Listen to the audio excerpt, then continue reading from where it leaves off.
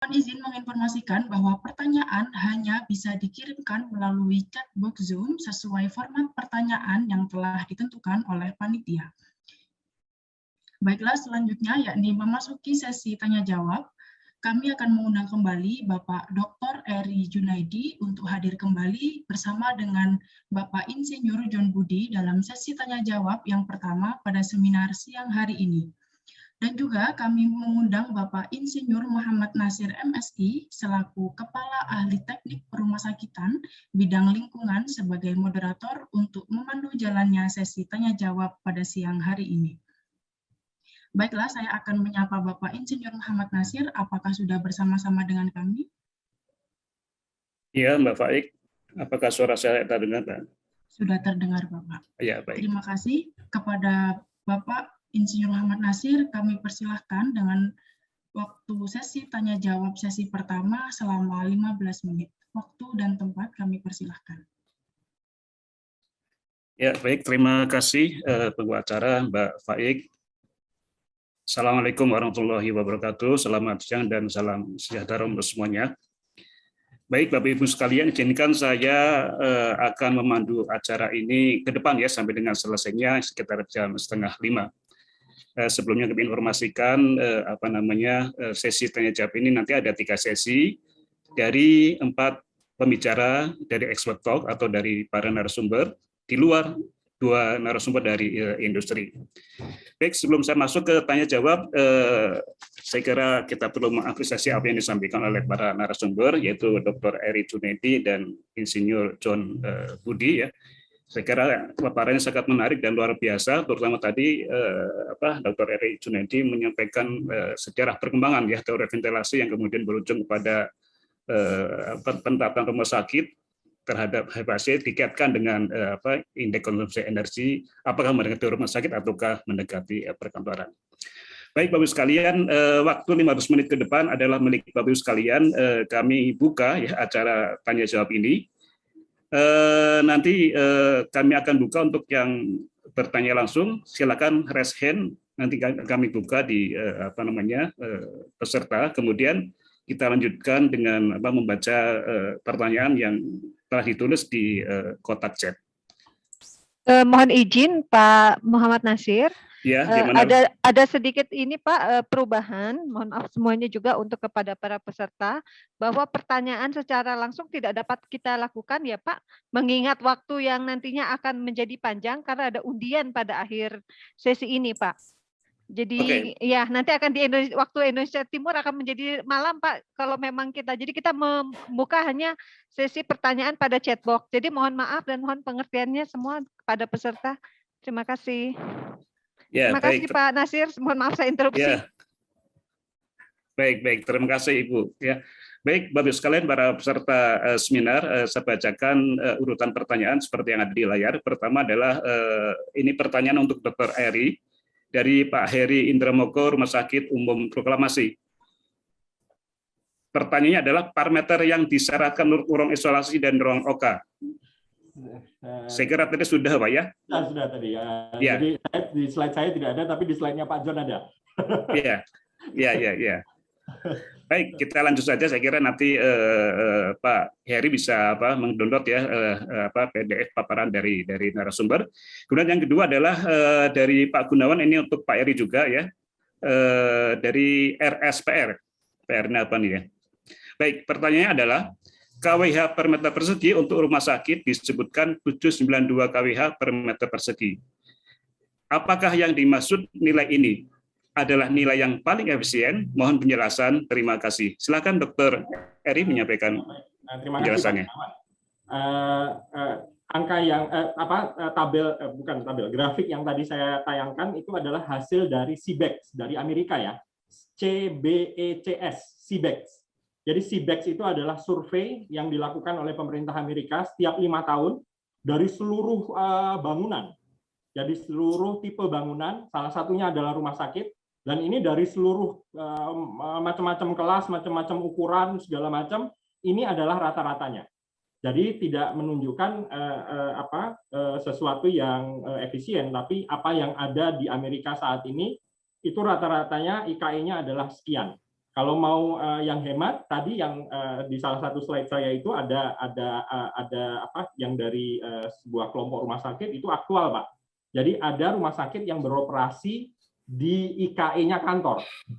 Itu yang hemat. Tapi tentunya kita harus pastikan bahwa ketika mereka beroperasi di IKE kantor, bahwa seluruh peraturan ventilasinya sudah terpatuhi. Itu yang saya pikir perlu diingat. Terima kasih. Baik, saya kira clear ya Pak Gunawan ya.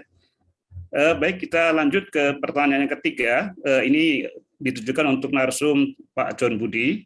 Mohon izin bertanya, untuk ruang MRI atau CT scan atau orang peralatan yang lain standar ACH, apakah ini minimal berapa ya Pak? Oke, untuk MRI sama CT scan minimum itu adalah 15 kali ACH, minimum ya.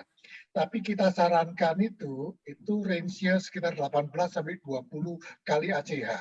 Dengan outdoor air atau udara ventilasinya itu adalah 2 kali ACH. Lalu temperaturnya itu adalah 23 plus minus 2, RH-nya 40 sampai 60%.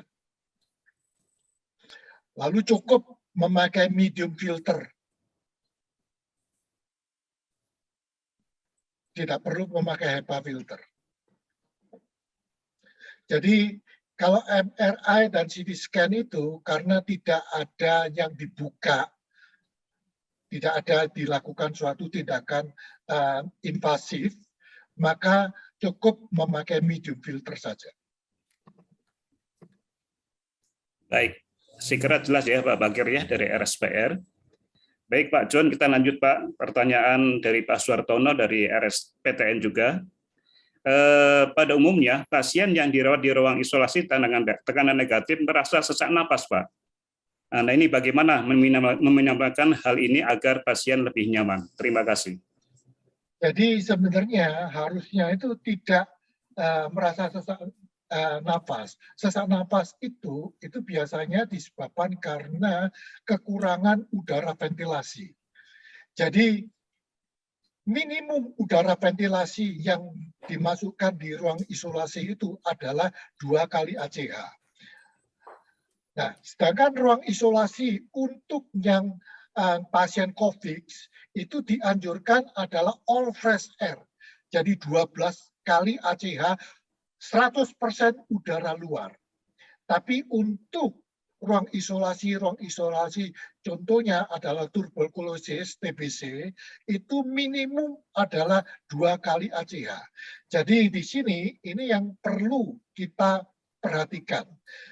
Jadi perlu dilakukan bagaimana suatu ruangan itu bisa menjadi negatif.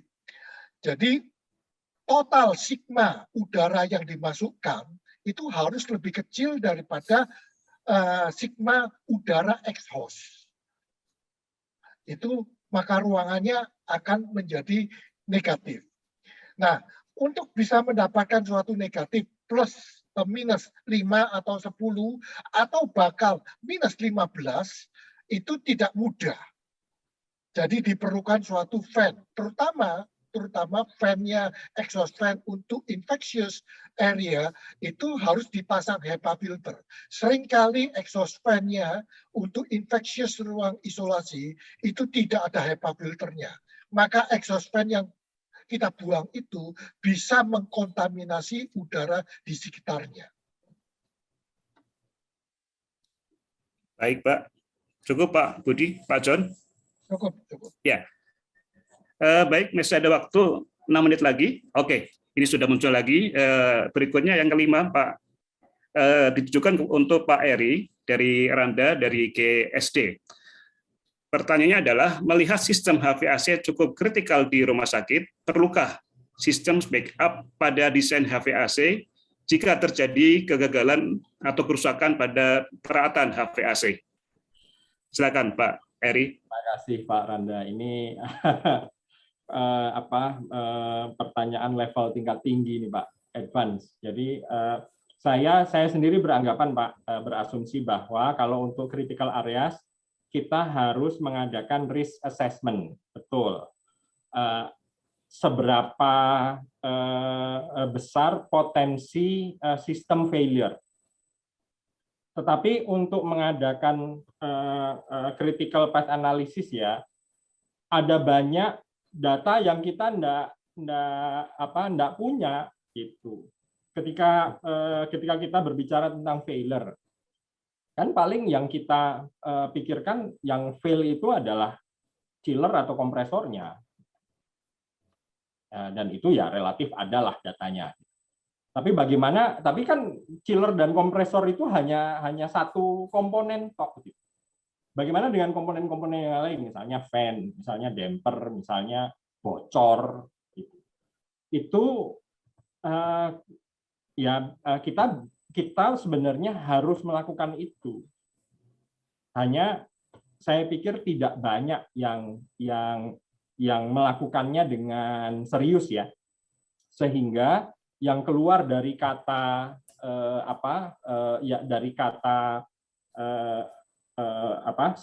dari analisis sistem failure lah gitu ya, yang keluar hanya kata redundancy, beli lagi sistem backup gitu, sehingga semuanya jadi mahal. Padahal redundancy sistem backup itu seharusnya adalah follow up dari sebuah risk analysis.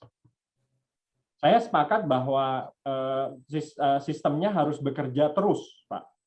Tapi itu tidak serta-merta kita harus menggandakan sistemnya. Gitu. Kita harus melakukan risk analysis dulu. Demikian jawaban saya, mungkin agak terlalu rumit ini. Baik. Terima kasih Pak Eri.